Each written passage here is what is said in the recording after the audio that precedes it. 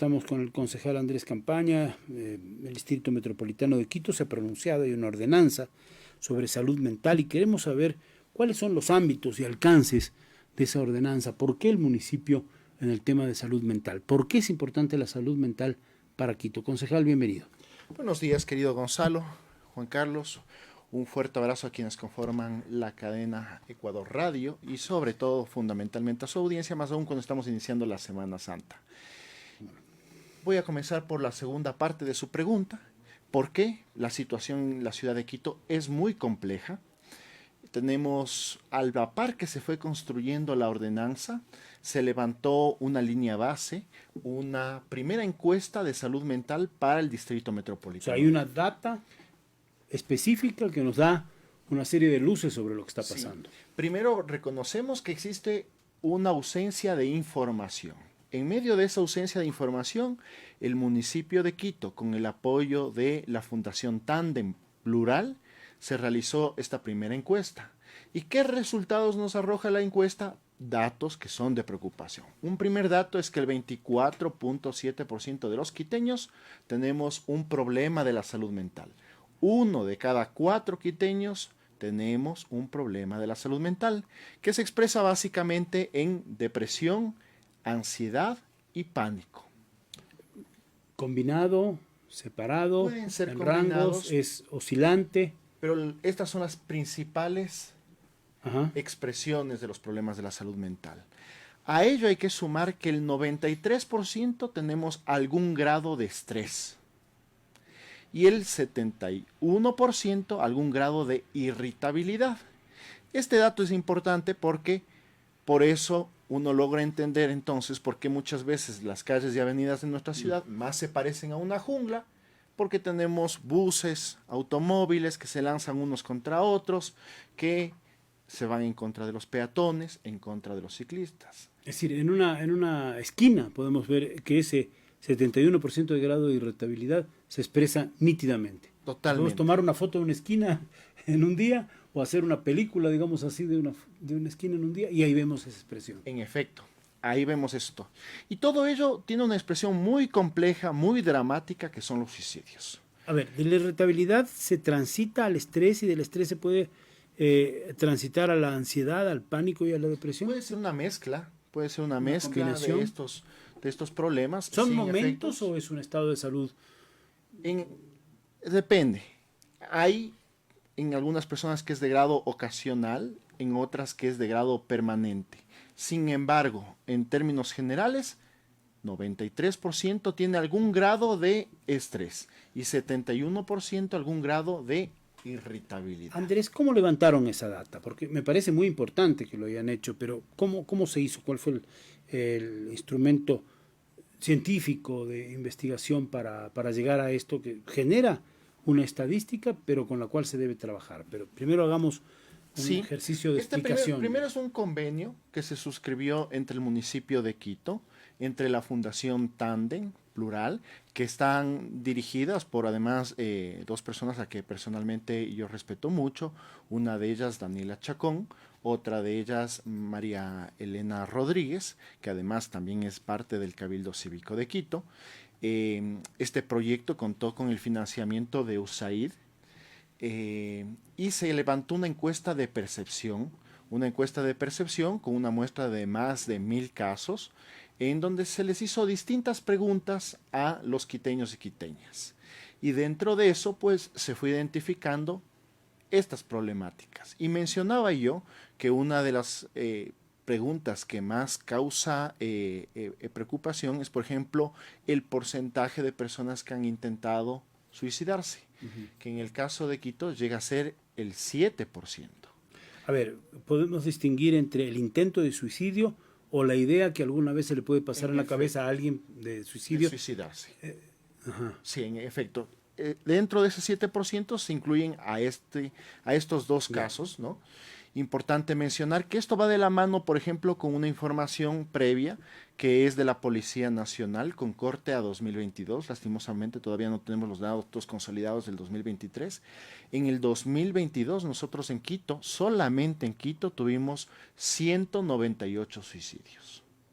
Una cifra que sin lugar a dudas nos interpela como sociedad y cuestiona el papel que estamos cumpliendo como instituciones ¿Sabemos, públicas. Andrés, si esta cifra se parece a la de otras ciudades del país o del mundo? ¿Hay algún tipo de, Sí, para hacer analogías o sí. comparaciones o sacar conclusiones? Una primera idea que es importante conocerla es que en el momento de enorme crisis de inseguridad que vivimos en la ciudad y en el país, en Quito tenemos más suicidios que homicidios. Este es un primer dato importante. El país está conmocionado por la inseguridad, pero sucede que en Quito tenemos más suicidios que homicidios. Y un segundo dato importante es que esta encuesta de percepción que se realizó evidentemente responde a una metodología que ya se ha utilizado en otras ciudades del país, en otras ciudades del mundo. Así como en Quito se refleja que el 7% está expuesto a alto riesgo de suicidio, por ejemplo, en México DF es el 3%. Es decir, O la sea, más tasa grande, de más Quito compleja, ¿no? duplica, La de México. duplica Y más, la de México. el comparativo internacional. Entonces, ¿Con otras tasas también hay una relación con el caso parecida? específico de México, que es, digamos, un caso que por algunas circunstancias somos ciudades que culturalmente tenemos algunas similitudes. Claro, pero bueno, que México es una ciudad mucho más grande, con más problemas, incluso de todo orden, pero Y, en Quito se y duplica. curiosamente con menos suicidios. Este, tendrá que ver, no sé si la investigación arrojó o no, pero se me ocurre que el acumulado de la situación de inseguridad que vive el país, más el COVID, que generó frustraciones, tragedias humanas, pérdida de personas, pérdida de trabajos, puede funcionar, podría funcionar en esta situación un acumulado de todas estas situaciones que digamos, conducen a la ansiedad extrema, al pánico, a la depresión. Sin lugar a dudas. Importante mencionar un dato adicional para ya entrar a Sí, a la la pregunta, norma. es, paralelamente a esta realidad que es compleja, la respuesta que tenemos es muy pobre. Solamente el 9% de las personas han recibido un tratamiento. Y de ese 9%, el 51% en el servicio privado. Lo cual hace que la salud mental, lejos de ser un derecho para todas y todos, se convierta en un privilegio de pocos. Pero ya que usted menciona el caso de México, yo diría que hay sociedades proclives a esto del psicoanálisis. Y concretamente en nuestro continente, dos sociedades, podríamos decir, la sociedad argentina y la sociedad mexicana, justamente de acuerdo a los datos que se tiene, suelen acudir con frecuencia al psicoanálisis. Es una manera de, casi una confesión de la mente frente a un médico psicólogo que puede hacer las veces de cura.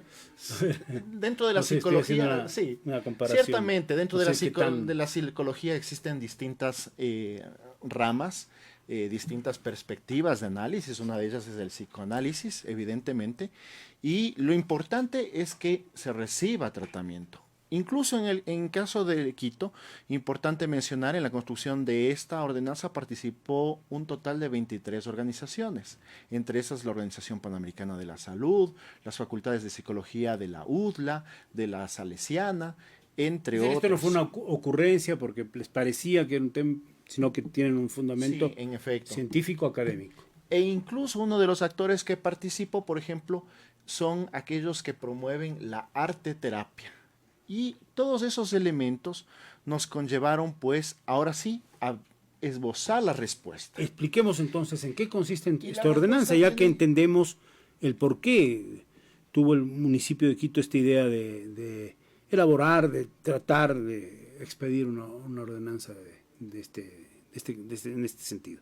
Ahora bien, la ordenanza tiene dos respuestas.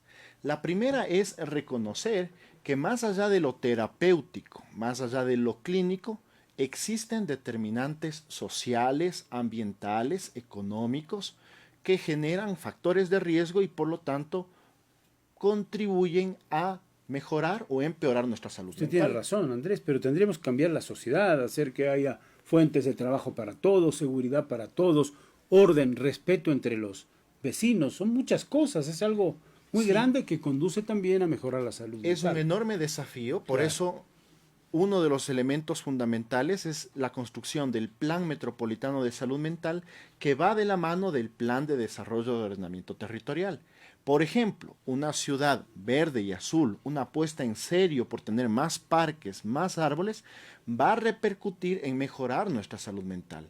Si podemos ejercer mejores controles, por ejemplo, de la contaminación, del ruido, va a mejorar nuestra salud mental. ¿Tiene que ver la actitud o la salud mental con la actitud de los vecinos o con a veces los sitios que son considerados como peligrosos, como focos de violencia geográficos en la ciudad, con los temas de salud mental? ¿Sí o no y en qué medida? Ciertamente, porque nosotros lo que necesitamos es hacer una apuesta en serio. Evidentemente es un proceso a largo plazo de una construcción de una ciudad resiliente, empática, solidaria. Y, por ejemplo, uno de los elementos que también hay que trabajarlo es en la necesidad, por ejemplo, de salud ocupacional y trabajo con los más de 20.000 funcionarios municipales.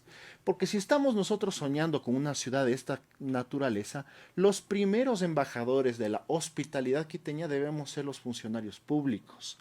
Entonces, este es uno de los elementos que contiene la ordenanza. Mencionaba entonces, la ordenanza tiene dos grandes paraguas, que va a entender que existen estos determinantes ambientales, económicos, sociales, que hay que atacarlos de forma global y a largo plazo, pero también ya en lo que respecta a una visión terapéutica clínica, mencionar que, por ejemplo, a través de las unidades de salud del municipio, se cuenta ya con los psicólogos para atender a la ciudadanía, porque como fue una ordenanza que se trabajó de la mano con distintos actores, entre ellos también la Secretaría de Salud, la política pública y la norma han ido construyéndose a la par. Hoy, por ejemplo, estamos en proceso de fortalecer las unidades de salud y la Casa de Adicciones bajo responsabilidad del municipio de Quito.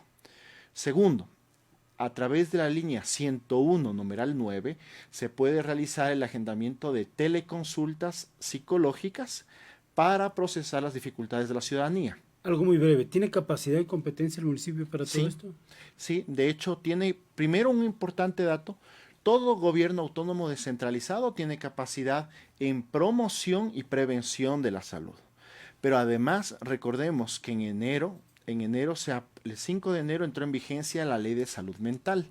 De igual forma, trabajamos con la Comisión de Salud, y Deporte de la Asamblea Nacional, y la disposición cuarta transitoria de la ley señala que todo gobierno autónomo descentralizado tiene que contar con la normativa, con la política pública en materia de salud mental. Y hoy Quito es la primera ciudad del país en tener la normativa y la política pública para fomentar, promover la salud mental. Digamos que es una primera aproximación para conocer algo más de salud mental, lo que tiene que ver con esta ordenanza de salud mental, y gracias a Andrés Campaña, concejal del Distrito Metropolitano de Quito, por habernos dado este esbozo de una, como decíamos, una primera aproximación. Vamos a la información deportiva enseguida. Este fue el segmento de opinión con la conducción y dirección de Gonzalo Ruiz Álvarez.